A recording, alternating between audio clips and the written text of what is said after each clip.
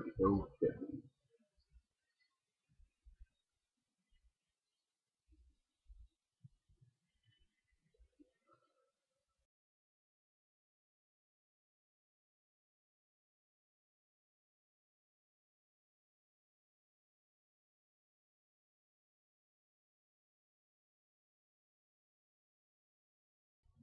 Okay, so I'm Benny. Welcome back to another vlog episode with me.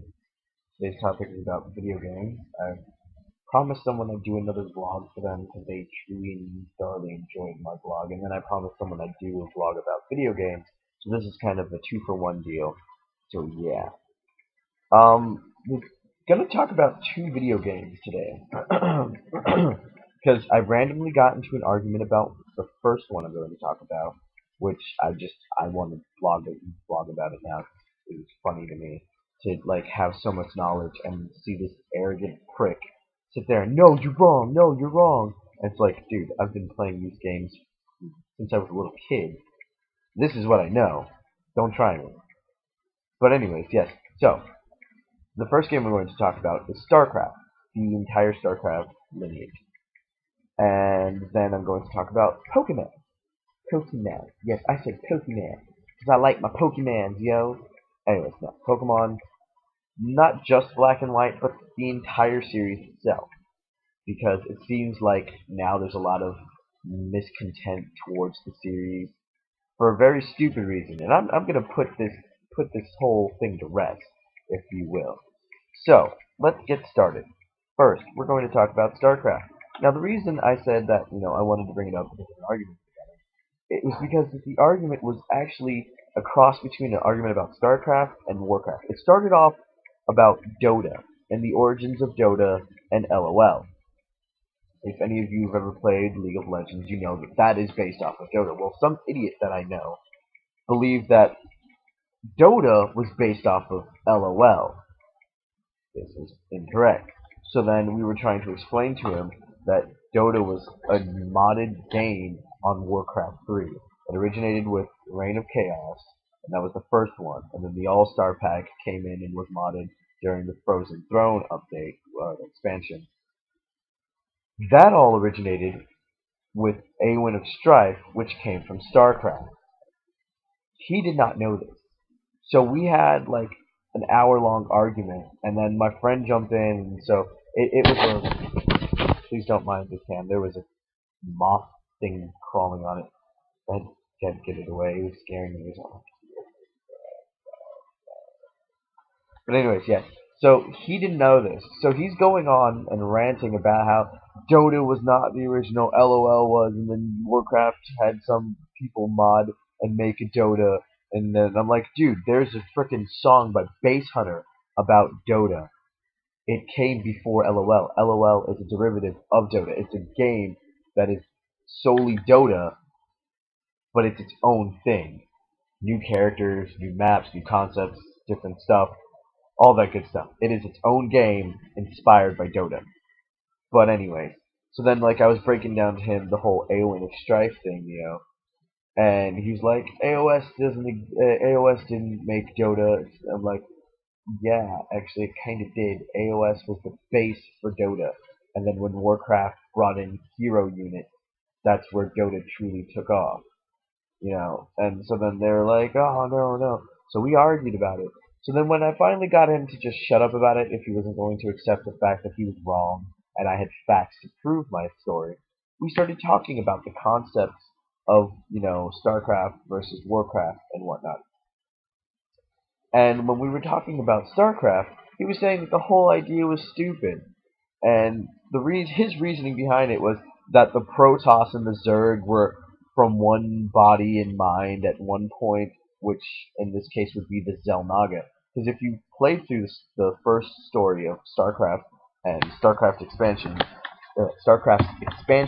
the Brood War, you learn a lot of the background story between the Protoss and Zerg races, and you find out that the Zerg actually stem from like the dark side of the Xel'Naga, and that the Protoss are of like its lighter side.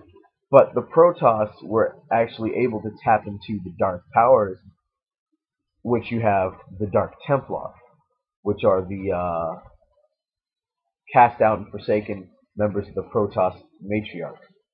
And with this, it's like to him he thought that was stupid because they're feuding enemies and yada yada. Yet they're one and the same. But the Light Protoss can't kill the Zerg. Only Dark Templar can.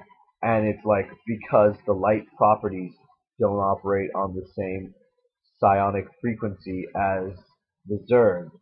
So when you're attacked by that, it wasn't enough power to truly kill them.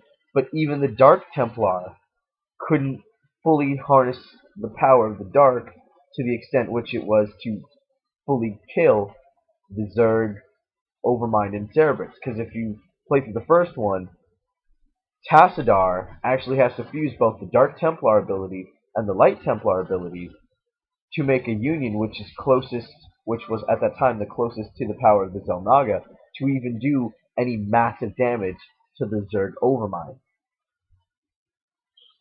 Now, weaker Zerg Cerebrits, they can be killed and no longer reincarnated through the power of the Dark Templar, but other than that, the Zerg Overmind would still be able to survive in a weakened state. He didn't like that. He thought that was stupid since they are basically of the same creed, and it's like, but they're split. The Xel'Naga is basically the perfect union hybrid of the Zerg and the Protoss. So once they split, and then Protoss now have two denominations, we've got the light and the dark. Of course, you're going to have the point where only one side is close enough to the other side to destroy them. It's just like a basic, concept behind that. Like that's the basic thing for storyline, for like a storyline wise. That would be the basic, the most easy, notable concept to put there. And it works. It goes perfectly. But he couldn't stand it.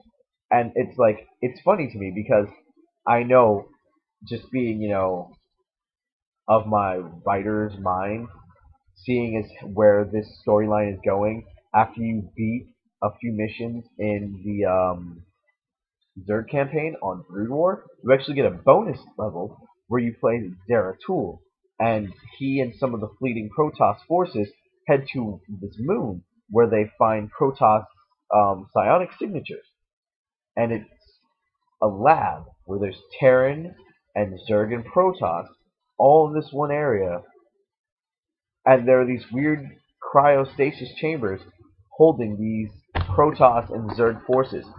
When you get to the end of that level, you find a stasis unit with a perfect Zerg Protoss hybrid, which is basically the revival of the Xel'Naga. And then the supposed infected Terran, Samir Duran, actually reveals a lot of the plot that's to come. So what I'm wondering is if the StarCraft people are going to do like a full-on thing for the Xel'Naga. Is there going to be a new race? Are we going to have the Xel'Naga race? Would that be like the next step? You make the three, then you make an expansion for that, and it's the Xel'Naga. Because that would, to me, that would be awesome. And people are like, but it's just Protoss Zerg mixed. What would be the difference? And I'm like, okay, well think about it. It's the psionic powers of the Protoss and all of their technology and capabilities, the regenerative and evolutionary capabilities of Zerg combined into one. So you're going to have like this massive unstoppable force. And that is the only way you will ever get me to go toss, is if you combine them and fuse them into the Zerg and make the Xel'Naga, and that would be, a basic idea of what the Xel'Naga would be. I would definitely hop on that and would be Xel'Naga all day, every day, and what. So I'm running close to 10 minutes here. I'm trying to keep these things 10 minutes or less. I'm going to end video game vlog 1, or part 1, here, and I'll see you in part 2. This is Vinny, signing off. Enjoy your day.